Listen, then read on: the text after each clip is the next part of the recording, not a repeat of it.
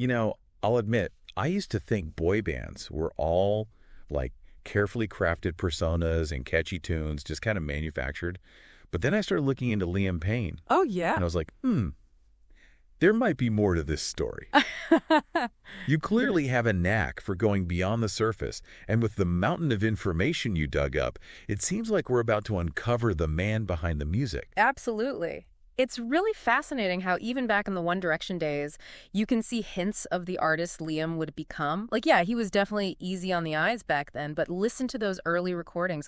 The power in his vocals, even then. Right. It was undeniable. He wasn't just along for the ride. He was serious about his craft right from the beginning. It's not like he was some, stage school kid either. Right. Born in Wolverhampton, England in 93. Yep. Pretty normal upbringing, I'd say. Yeah, absolutely. But get this. The guy was practically a walking, talking jukebox from day one. School choirs, local talent shows, you name it, he was there belting it out.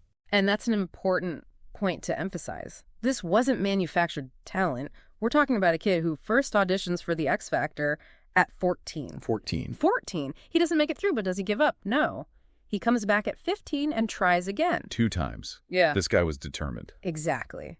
That kind of drive at that age, it's telling, And it's actually on that second try in 2010 that Simon Cowell sees something special, sees that diamond in the rough, and boom, the One Direction concept is born. And it's crazy how fast things took off from there. I mean, One Direction basically became a global phenomenon overnight. It's true. And even in a group that's successful, Liam still found a way to, carve out his own space, It is so easy to get lost in the shuffle when you're with a band that big.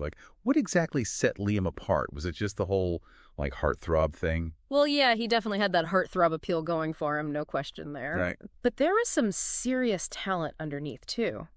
First of all, his vocal range was incredible.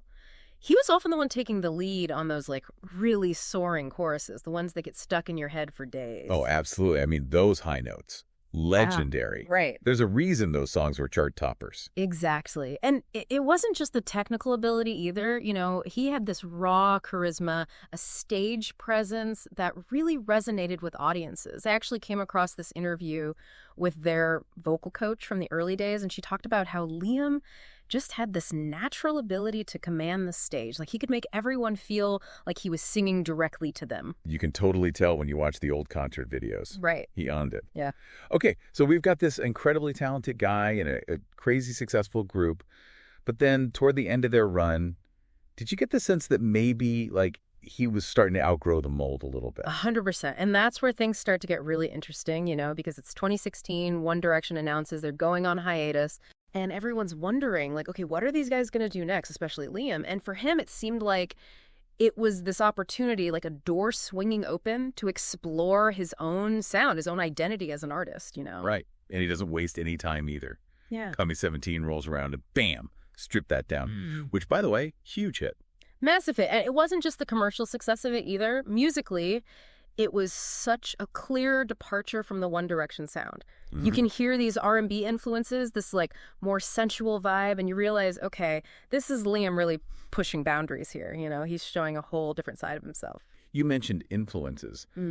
Were there any specific artists that kind of, inspired this new direction? It does make you wonder. It makes you wonder about the pressure, you know, to go from this massively successful band to going solo, finding your own sound. Did he ever talk about that, those challenges? He did, yeah. In a few interviews, actually, Liam talked about this period of, self-discovery. Almost like he needed to step away from the whole One Direction persona, figure out who Liam Payne, the solo artist, really was. And he was pretty open about it being a struggle, Yeah. Finding his footing, dealing with all the expectations that come with that kind of fame. Right. And I think that's important to remember, especially with all the rumors and speculation that pops up online. It's easy to forget that these are real people with real feelings. Speaking of, you've done your research here, and we've got to address this. There's been some, concerning stuff online about Liam's well-being. And it's responsible of you to ask about it and want to clarify. So let me just say this directly. As of today, October 17th, 2024, Liam Payne is alive and well. Those rumors about his death are completely false, often just fueled by the echo chamber of social media. Yeah. And that's why it's so important to focus on credible sources, verified information, not just sensationalized clickbait, A good reminder for all of us, really. And it's not just like the online world either. I mean, life has its ups and downs for everyone, right? Fatherhood, past relationships, it's all part of his story. But I have to say, looking at everything, it seems like he's really dedicated to mental health awareness. Absolutely. He's used his platform to bring attention to that in a really positive way. He's talked openly about his own struggles, encouraging others to seek help, to not let the stigma around mental health stop them from getting support. And it's not just talk either. He's actively involved with some great charities doing important work in this area. It really does add another dimension to his story, you know? Yeah. He's not just creating music, he's trying to make a real difference. But speaking of his music, I mean, he didn't just release Strip That Down and stop there. Oh, no, not at all. He kept going, experimenting with all these different sounds, different artists. Right, like who were some of his collaborators and what were those experiences like? Those collaborations are huge when it comes to understanding his growth as an artist. Like working with people like Rita Ora, J Balvin, you see him blending genres, pushing his vocal abilities in completely new directions. And it just goes to show he's not content with fitting into any one box. He's breaking down walls, exploring every facet of his musicality. Which makes you think, where's he going to go next? Bang. Because if there's one thing we can take away from this whole deep dive, it's that Liam Payne's journey is far from over.